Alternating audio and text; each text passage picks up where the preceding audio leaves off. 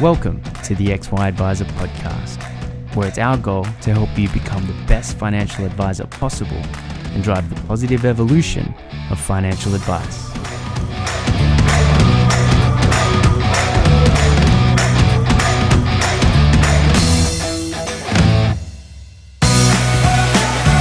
Hub24 is an ASX-listed company with over $15 billion funds under management and one of the fastest growing platforms in the market. Neither a bank nor part of a bank, Hub24 focuses entirely on connecting advisors to a broad range of investment solutions for their clients. Discover why other advisors think Hub24 are the best in the market and access the benefits of choice and efficiency for you and your clients with their market-leading managed portfolio solution. To find out more, visit hub24.com.au.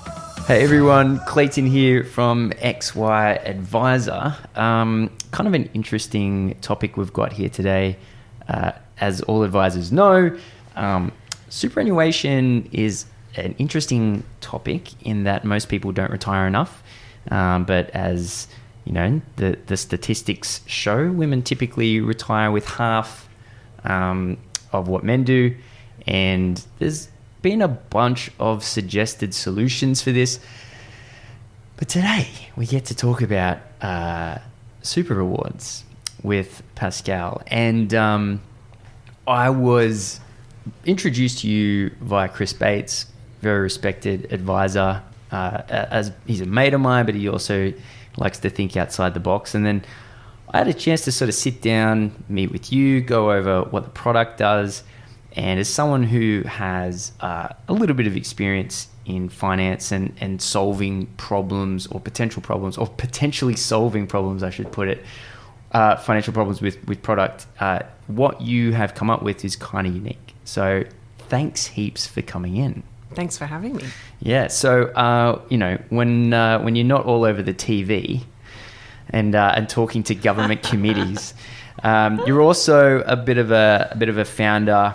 I know that you at one stage were in charge of Human Super, and I know that you have spent a bit of time parlaying, I guess, the problems that you found there into a very unique solution. So can we really quickly go over what it is, the problem that you wanted to solve, and then let's go into, I guess, how you came up with the tactic. Sure. So I guess when I look back at it, it's been a long journey.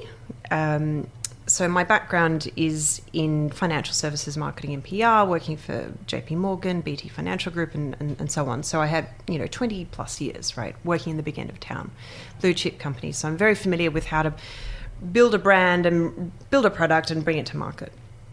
Now, I stepped out of that corporate environment to have children. And when I was on maternity leave with my twins and they were 9 months old, I thought, what better time to launch my own custom jewelry business so that I can, because I'm not busy enough, so that I can do something from home, something I'm really interested in.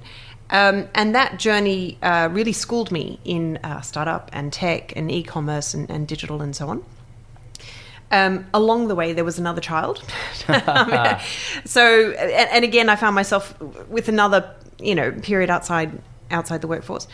But you referenced Human Super, and that was a tremendous market research opportunity for me in many ways. And there was, I did a lot of presenting to rooms filled with women, and there was always this moment where I would say, okay, ladies, have you heard of the gender pay gap? And they'd all put up their hands. Then I'd say, right, have you heard of the super gap? And, crickets. Oh, really? This is the thing. Everyone or most people understand that the gender pay gap, but they have not actually joined the dots between that and super. Right. Right. So, and then my next question would be, okay, how much super do you have? And of course, varying responses, 50,000, 100,000, whatever. And then I would say, do you know how much you need? And again, crickets. Yeah. And this is because, I'm talking to women who don't take financial advice, which that's 80% of the Australian population. Yeah, right? Totally. So, and then I would spell it out for them. I'd say, okay, so ASFA says that to have a comfortable retirement, a single person, because let's work to the worst case scenario, needs $25,000 a year. And that's pretty budget. That's, lights on, baked beans. Yeah. And it assumes home ownership. Yeah. Right. Yeah. So if you need $25,000 a year and let's say you live 20 years after you retire, that's $500,000. And after I would spell out that equation, there was this moment where you would hear a pin drop, and then these women would look at me with fear, panic, terror, or all of the above, and tears. Yeah. And then they would say to me, but what do I do? And I'm entirely sympathetic to that question, because you can't tell these women to double their pay overnight, or get a second or third job, or just divest themselves of, children, husband, elderly parents. So there was that moment really resonated with me, because it showed me that women are stuck and they're trapped. Yeah. So that bit stayed with me. Meanwhile, also in the background, I was starting my work with the Australian Gender Equality Council, where I'm Director of Communications. And through the data and research that I learned there, I understood that the headline gap of women retiring with 58% as much super is just that. It's a headline gap. It's a headline problem into which we have got a number of feeder problems, being, the fact that equal pay is still unequal after 50 years of legislation. And we're sitting on a 21% gap on total remuneration, for anyone who wants to know. Then we've also got the cost of childcare. Horrendous for those who are not, it's crazy, conversant. And the cost of 2 children full-time childcare is greater than the average woman's full-time salary. So women are literally being priced out of returning to work. Okay. Then we have a government who is, making tweaks at the edges, but not the wholesale reform that we need. And last but certainly not least, we have a society where the traditional woman's work is not valued. Now, PwC did this fascinating research a couple of years ago, where if they put a dollar value on all the childcare and the duties and looking after the elderly, etc., every year we'd add 2.2 trillion to the Australian economy. So that's what it's worth. It's a shed load of money. So you asked me how this idea came about, and it's a combination of both education, observation, and experience. And also, I think, like most startups, it comes from a place of a personal pain point. So last year, my husband's father was terminally ill, lived in Wagga, which is a 6-hour drive from Sydney. My husband, who's very good around the house, he was just not there, right? And so I found myself with the 3 children. I was out of work at the time, or sorry, I'll rephrase that. I was out of full paid employment.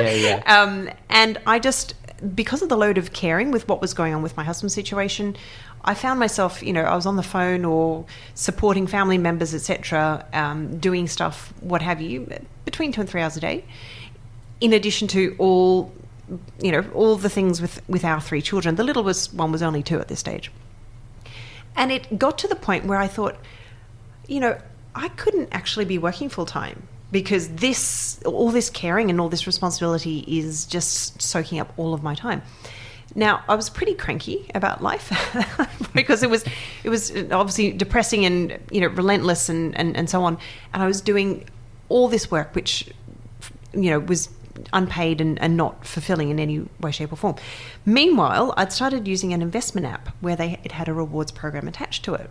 Oh. Yes, and I found within a few weeks my behaviour had changed on 2 fronts.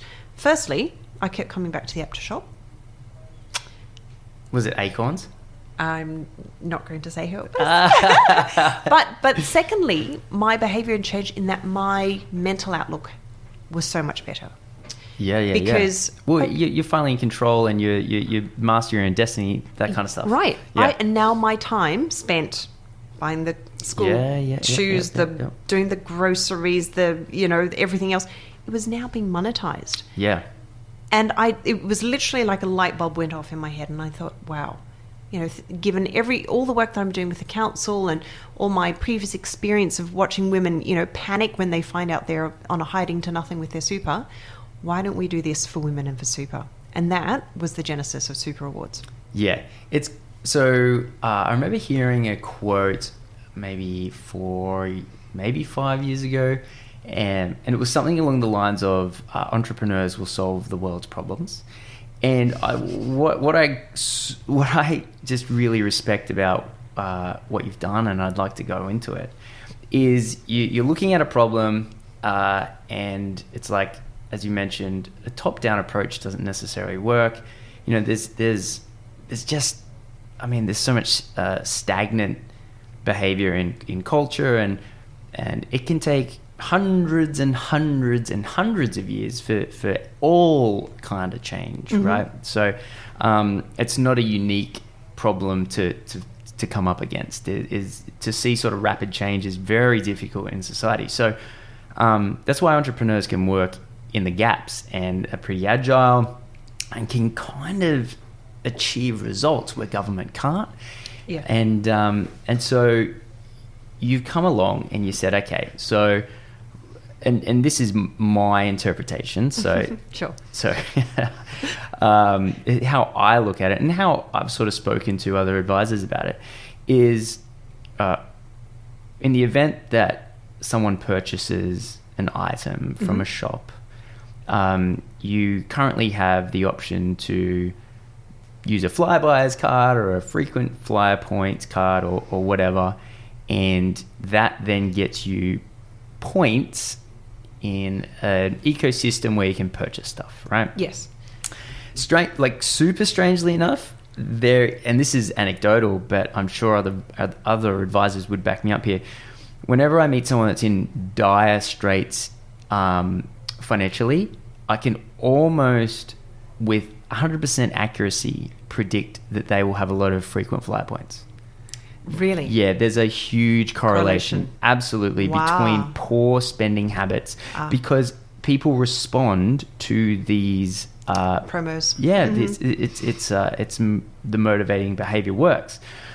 And so you've taken that existing, let's call it a paradigm, and you've converted it into, well, rather than getting Flybuys points so you can get a toaster at the end of the year, you're getting these companies to put money into the superannuation accounts of the person purchasing the items. Absolutely. These are including Apple, Yes. including Woolworths, Yes. and probably some other big ones as well, right? Yes. So I look at that and I go, okay, so you've noticed a problem, and you're solving it in a really entrepreneurial way, and yes, women make 80% of the purchasing decisions, and financial planners are very familiar with that. But it's not it's not specifically for women. It's just you identify the problem as a female problem, but now you've opened this up to not only women, and obviously 80% of the clients will end up being women, but there's no thing that, no men allowed kind of thing. Oh, absolutely not. No, it's designed for women because of the super system was not designed for women, and therefore they are more behind economically. But we're open to any gender. Yeah. So, talk to me about, because we were speaking before we launched, we started recording here. Momentum's a big thing. Yes. And talk to me about the momentum that you felt with Human Super, so talking about superannuation compared to the momentum of Super Rewards, which is essentially talking about spending, which converts into superannuation. What are the differences that you can sort of, talk about in which I think translates into how to get people involved in their superannuation? Yes. But through the route of spending. But does that make sense? Absolutely. So and I must clarify that my time at Human Super was quite short. Right. But what I did note, as I said earlier, it was a great market research opportunity. Yes. And the way that women would think about their super, and these are my observations, were that, it's all so complicated. Where do I start? How do I choose a fund? Yeah, which is very common. All the I'm sure you've heard all these questions, and there's a real apathy around different super funds, and I've heard stories from the other side of the fence that it's hard sometimes. Your existing super fund provider won't release your funds because the address on your that they've sent you a letter to. Oh, It doesn't totally. match what they have on file, etc., Yeah. etc. So there's a big. They design it for it to be difficult. That's right. From a marketing point of view, it's brilliant. Oh, absolutely. I mean, talk about sticky money. Yeah, exactly. And those, if you're trying to consolidate, of course, that particular company doesn't want you to take your funds out. Turkeys don't vote for Christmas, so they But for women, it becomes this whole, oh my gosh, super's so complicated, and I don't know where to start, and who's the best fund, and there is a real so with all the complexity around super, and also the fact that it is such a long time to retirement, ages away. People can't really visualize themselves in that moment. So they were, and I think will always remain some of the blockers, frankly, around 100%. super. Yeah. But shopping, rewards, cashback loyalty. Yeah. This is something we all know and understand and love. Yeah. And so what we've done with Super Rewards is, because it's compatible with any super fund or SMSF, we're just changing the way that the conversation's had. Right? Yeah. So, yeah.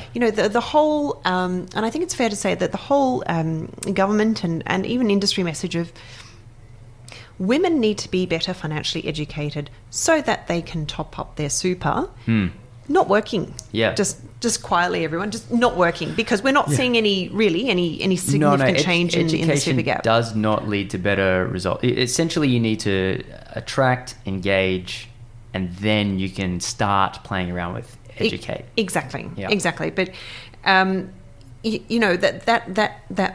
trope of people need to be better financially educated so that they can is actual. It's Bollocks. actually a phallic. Well, thank you. Yeah. I was going to say fallacy, but but it is. And so, why we continue, or why the industry continues to hit its head against a brick wall, expecting a different outcome, is frankly crazy.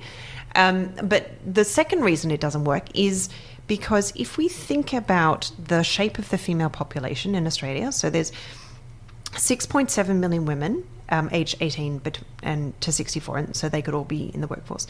Now, of that cohort, 40% are not working. Yeah, okay, that's pretty large. Yeah. Yeah. Yeah. 40% are not working for reasons of looking after the elderly, childcare, et cetera, et cetera. They might not want to. They might not want to. Yeah. And, there are some women who are lucky enough to not have to work. Yeah, totally. So props to them. But 40% aren't working. 36% are working part-time casually. Yeah, right. So Which we've got like a quarter of women that are working full-time. That's exactly right. Yeah, and right. that compares to half of men who are working full-time. Yeah, right. So this idea that women should top up what is a system design deficit with this mythical money tree is just, it's crazy. Sure. So there's actually two issues. They don't have the money because they're not earning an income. But secondly, there isn't a framework or from an operational perspective, there isn't a mechanism for them to make regular payments into super. Right? Yeah. So what I mean by that is, if you're in the workplace, you give your super details to your HR team, and they send all the super details of the employees off to a clearinghouse like ClickSuper or SuperStream, whatever. Yes. What do you do if you're not in the workplace? Yeah, So we've inadvertently built a super clearinghouse for those out of the workforce as well. Don't kids double as a HR department? Not mine. Sure, Mum. I'll register this with AMP Clearinghouse. That's right. Yeah. No, I'm flat out getting them to put their school shoes on. Exactly. So that's really the to your point, we identified really where the problem is. Yeah. And we found a way. Engagement wasn't working, or the industry message wasn't working. Yeah. So we've changed the way the conversation is had, and so Yeah. we're saying, come to Super Rewards. Yep. Do all your shopping Yep. from our 130 retailers Yep. on Super Rewards, and that way we'll get you engaged with your super. You can see, how many Super Rewards you have pending. You can see how much, you have contributed to your super fund in any one, tax year. Yeah. And that way you're keeping an eye on it, right? And Yeah, it is you're cool. more conscious of it. You're more aware of it. We're bringing super into the everyday. Yeah, it's definitely pretty cool. So like, this is not a financial product first and foremost, Correct. is it? Yeah, No. but it's an intermediary between the bank and the super fund. So Yes. like Yeah. you're spending money. That's right. Yeah, and then the actual the contributions are coming from the companies themselves, right? Bingo. Yeah, how on earth you got companies to put money into people's super? I'll never understand the tenacity that you must have to walk into those boardrooms. I think is fantastic. So the thing that really attracts me about this is because no one likes a budget, but people like a spending plan, and Yes. and it's they're the exact same thing. It's just one is focused on what you can't have, and one is focused on what you can have. Yes. And as an advisor, I focused very much on the spending of my clients, because there's a lot of for all the people that aren't working full time. There's also a small percentage of people that are working full time and earning really good money and have nothing to show for it. Yeah. And so I focused very specifically on sort of this problem. It was often people that worked in finance, and they had a good salary. It just didn't go anywhere. And so the very first thing I would do is focus on their spending plan and sort of set in some structure around where the money was coming from, also where it was going. And I ended up writing a book on this, and basically it was all centered around how to automate your cash flow so that you would achieve minimalism of the mind, I guess you would call it, right? Yes. So you had less to focus on, and the easy path to get someone to care about what their monetary situation was at 90, which reflected a monetary situation at 65, which represented a monetary situation today, right? Because that's a very long bow. The way that I could get people to care all the way up here via age 65 was to focus on where they were spending their money today. Right.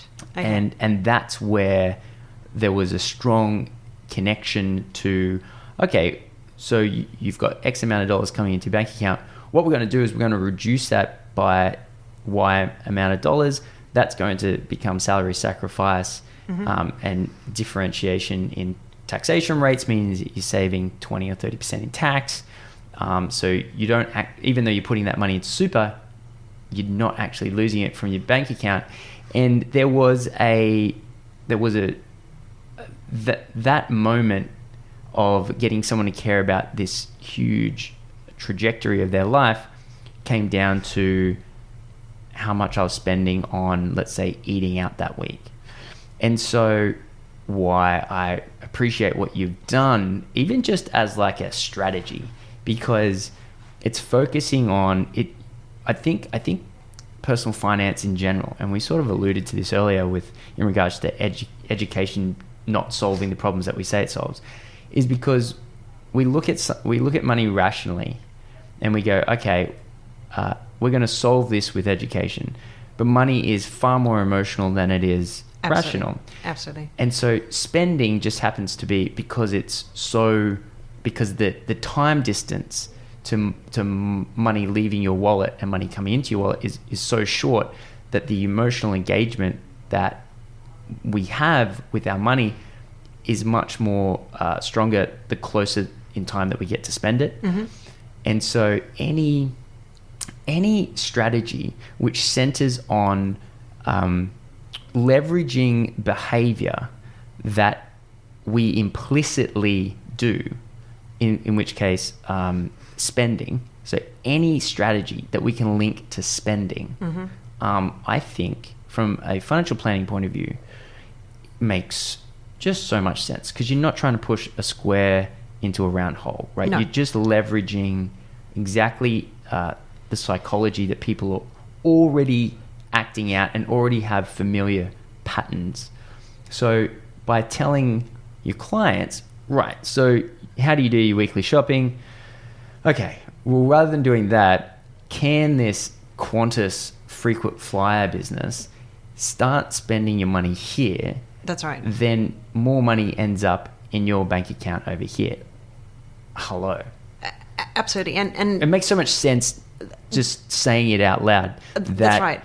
That it's kind of crazy that no one's thought of it before. No one's done it. I know. Yeah. I know. I know. And so we sit here blessed and giving thanks for that. But to your point, I totally agree that you can't live, and I'm sure you would have said this 1,000 times as well, you can't live off your points in your retirement. No. And the other thing that we are very clear on, super clear, and I'm sure you'll be happy to hear this from a compliance perspective. Yes. We are not advocating incremental spend. Totally. We are simply saying, look, instead of shopping, you're going to be shopping online at Woolies anyway, or buying, school shoes for the kids, or booking a holiday with P&O or whoever. Just do all those same things via Super Awards, and in the process, you're building up your super. Yeah, no. So what would be the average amount that would get deposited? And first of all, these would be non-concessional contributions, correct? Yeah. Correct. So how much would an average person expect to deposit over the course of a year? So the average cashback on the site is 5%. Right. Right. So without sounding waffly, it's if you shopped online at Woolies every week, and I spend $300 because I have hungry children. Yes. So my average cashback is over $5 per week, just cool. from Woolies. Yep. Thank you very much. And then let's say I buy clothes for the kids and maybe a couple of items for my husband and me, and then maybe I book a holiday with P&O, $2,500. I can see up to $360 a year from Super Awards. Cool. And one of the things that we spoke about offline, and I think it's important, is that this also triggers the low income dollar for dollar. That's right, LISTO. Yeah, yes. LISTO from the government. So that's right. Walk us through a little bit through that. So through Super Awards, because you are contributing to your super, the government says, if you reach a threshold of $1,000 through your own contributions, which Super Awards are deemed to be your own contributions, even though they're coming through from the retailer originally, yep. Then you are eligible for the government co-contribution of $500. Yeah, awesome. So, I don't remember the last time anyone gave me $500 for free, but the government has this available for low-income earners, and we, as we discussed previously, half of women earn less than $34,000 a year. Yeah. Which is crazy so in they itself. They would all be get access. Correct. They'd all be eligible. Yeah, That's it's kind of interesting. The way that I sort of look at it from a financial planning strategy point of view, that if there was, say, clients who were low, or at least let's say the wife is looking after the kids and not in paid employment. Correct. I believe Thank you very much. The terminology used that's before. Exactly it. Because it's work, buddy. It is work. I have no doubt. Then using the co-contribution from the government, you can still you'd be looking, say, up to $1,000 a year, which is great, right? Like that's a really good thing. Any which way you slice it. But here's the other thing, and I think this is probably not alien. Like, I'm sure you've thought about this before, which is if someone is using this product and they're getting, let's call it, it's not a substantial amount of money, but it is an amount of money, especially if they're the low income and they're getting it doubled by the government. This is going to create engagement, which will in turn create education, which will in turn provide a feeling of being in control. Well-being. Yeah, absolutely. And so I'd imagine that this would act as a motivator to do more. So you're going to get, I think, two two effects after this. You're going to get, it's going to spur further action, I believe. Yes. And then it's going to also deliver positive emotions. Yes. So anything, I think from an advisor's point of view, anything we can do to get people engaged, caring, focusing on, thinking about, education on superannuation is a huge win. And again, linking it to spending, and like, it's just a brilliant idea. Like, I hate to say it. People are probably thinking I'm getting paid to say this. He's not. Everyone here is not. But I genuinely believe that, you know, entrepreneurs will solve the problems of the world. And yeah, I think you've done a really good job. Thank you. And if there's another benefit here for the financial community, which is as follows. So, post Royal Commission, you know, following the Protecting Your Super legislation, if someone had not contributed to their super in 16 months, which is, of course, what happens when someone goes on mat leave, right? Then their super insurance is going to be cancelled. Oh, yes. My God. Yes. So now, and then the second piece of legislation, which has been unbelievably relevant for us, is that, again, following the PYS legislation, if a member hasn't contributed to their fund in 16 months, or then and their balance is less than $6,000, which is typically women, then that pot of monies is removed from their super fund and returned to the ATO for safeguard, so that it's not being eroded by ERF. Yeah, it's horrible. So what Super Awards does actually is mitigates. Yeah, right. Keeps it alive. It keeps it alive. Keeps it on. It's life support. Life support. Yeah. Snap. Yeah. It is. It's because we're creating a regular income stream into super. That's so good, because strangely enough, like I should say, my insurance in an account that I don't deposit into, and it's that thing that I go, I've got to remember before the end of the financial year, because of this new legislation. As an advisor, I can imagine how annoying that would be, because kind of what advisors do a fair bit is we'll leave a certain amount of money in a super fund to maintain that insurance over there, and then move over here. So what you could do is attach this to the dormant. It would be the fund. Yes, and then exactly. You don't have to think about it, and it's just getting topped up by them doing their weekly groceries. Yeah, that's exactly it. Dude, that's so good. So, but that's it. So that's and then the financial advisory community is quite different to the rest of the population. Okay? Yeah, of course, because they're of course thinking about must make sure that. Well, we fund think is about all off this stuff all the time. Exactly, but now. You don't have to. Because you're setting up super awards. It keeps that fund alive, keeps super insurances in place.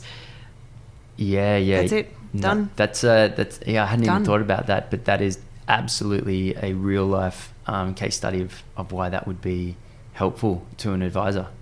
So where do you see this all going? I mean, you just launched, right? 3 weeks ago. Yeah, huge. You're already on the telly and everything, right? So I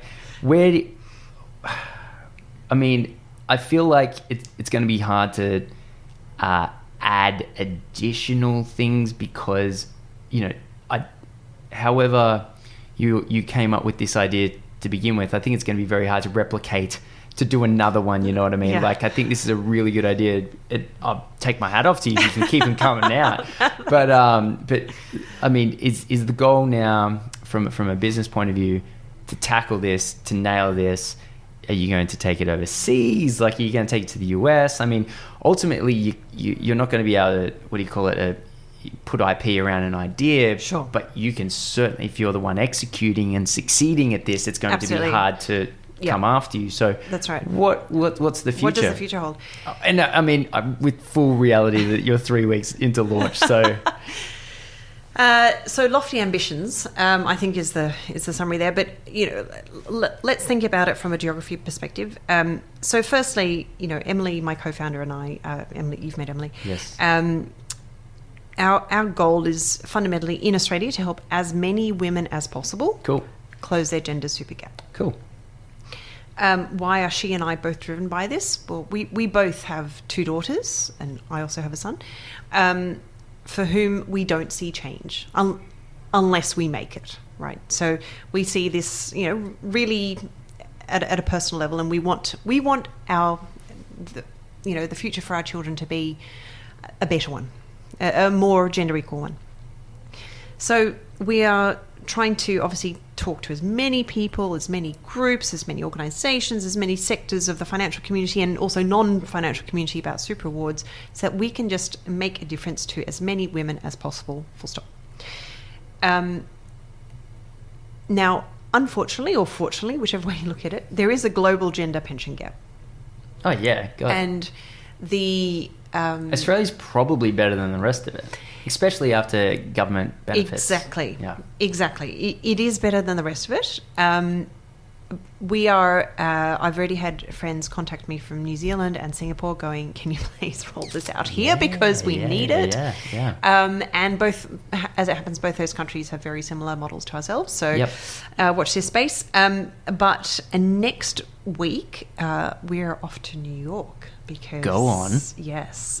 We won a fintech scholarship. Holla. So, yeah. So we're one of 2 Aussie fintechs and 3 UK fintechs. Suffice to say, of course, we're the only women.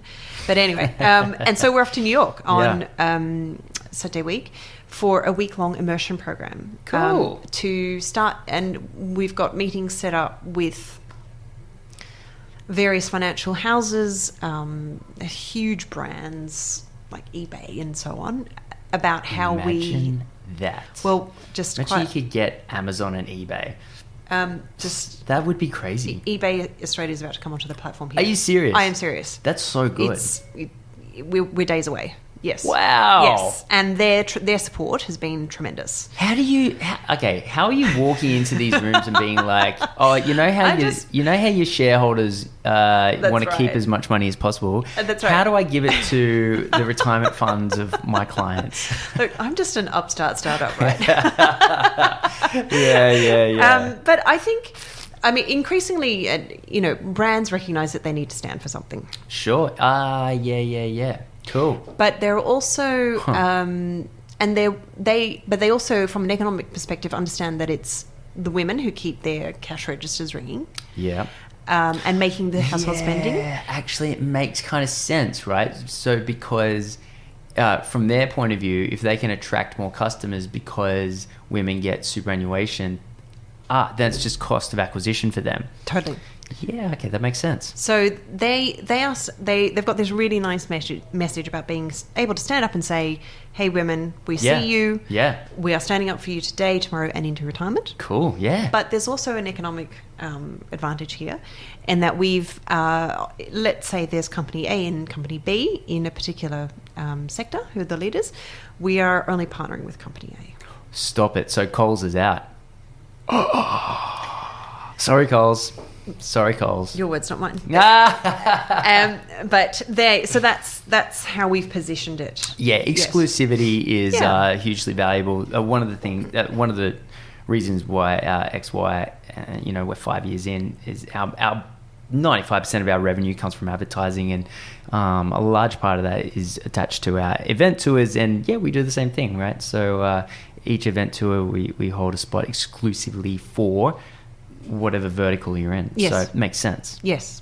So we've got the key. I don't think we really touched on the retailers. We've got key categories covered. So it's not all girls, right? Sure. Or women oriented, because we are, we're catering for men as well. Yep. So we've got household, homewares, sports, children, pharmacy, travel, fashion, beauty.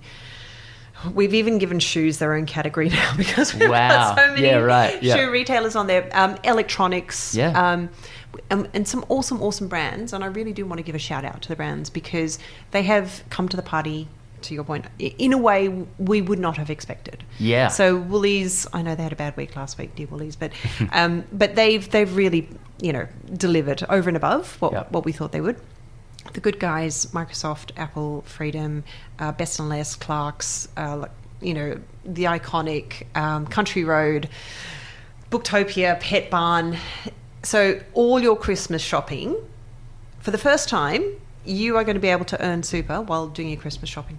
Yeah, that's mad. That's a nice place to be. Yeah. Because it somewhat assuages the guilt, right? No, 100%. And I think from an advice point of view, if I could redirect my clients from frequent flyers to this, because the problem with frequent flyers is there is a bit of an ego attached to it, because then I get to sit in business class and there's this whole thing which fully skews purchasing decisions. So people say, oh, I don't mind spending all this because I'm going to end up in a nice lounge in Paris, right? And it's so, it just leads to really poor spending decisions. Whereas I don't think, someone trying to build their super is going to create the same ego centered decision making. I don't see it. I could be wrong, but I don't see someone going out spending a lot of money to get more money in super. No. I feel like, and why, again, I'm a big fan of this, is because it is just maximizing the behavior that already occurs. And it probably, super is pretty boring. So hopefully and I can't see how it would distort the spending habits of the people that are using it. No. And already we're seeing what I would call some really smart shopping on Super Rewards. Cool. What does that mean? So we're seeing, obviously you're going to do well from Super Rewards if you shop online all the time with us, right? Yeah. So we're seeing quite a bit of that. Even in our early days, When you say smart shopping, you mean like shops are buying their Coca-Cola, for example, restocking their... We're seeing people, particular customers, just clearly doing all their shopping. Sure. With Super Rewards. Yeah. So they're shopping at not just Woolies for the groceries, but, Best and Less and budget pet products and Book Depository and blah, blah, blah, blah. Yep. So, they're covering all the sectors. So they're doing all everything they need via Super Rewards. Yep. But then we're also seeing some really big purchases go through. So clearly a few people have been to, and a white goods provider. Sure. Don't know which one. Yeah. Decided which fridge or whatever that they want, and then they bought it online with us. What about a car? Can you buy a car through your website? Not yet. But what about a house? Stop it. Stop. That's the... I know. Call McGrath. Do it now. I've already got a meeting. Could you imagine? That would be insane. As my 9-year-old girl says, boom. Yeah. I know. Yes. Oh. That's a whole thing. That's a whole new thing. Yeah. I reckon... But would McGrath... So here's the thing. No, as I've already figured out why a company would do it. It's because it's just cost of acquisition. If you can sort of make that message loud and proud enough, you're going to attract. Even as a husband, if I'm going to purchase a house, and my wife says, "Hey, I'm using this thing. Also, if we buy a house through this real estate agent, I get this." Oh. Now we're talking. This is interesting. Oh, yes. And then on the other side of that particular thought process, I want to get in to see to the people, Gladys, talk stamp duty. I don't know a lot about stamp duty. No, me neither, other than it's horrendous and we all have to pay it. But I just wonder if government would be able to just tithe a little bit of stamp duty. Just, do you reckon you could get some tax involved here? See, tax is complicated. I used to be a tax accountant. Yeah. Oh, okay. Well, see, now I am treading in. No. But I'm just fully agreeing with you. Tax is really complicated. But imagine, because there's a reason that New South Wales is the richest state in Australia. Is it because we're home to the New South Wales Blues? No. It's because of stamp duty. Is it? Yeah. Yeah, I know. so flush with funds as a result of stamp duty, and it's because of the national obsession with property. We must own property. We must own it. We must buy it. We must do it. I mean, look at the shows like The Block and everything. And the success that they've had. But I would love to meet Gladys and, give her a dig in the ribs and say, Gladys, that homeless problem we have? How's about we just, tithe like 0.001% or whatever of the annual revenues created by stamp duty into, homelessness. That would be cool. Yes. That would be super cool.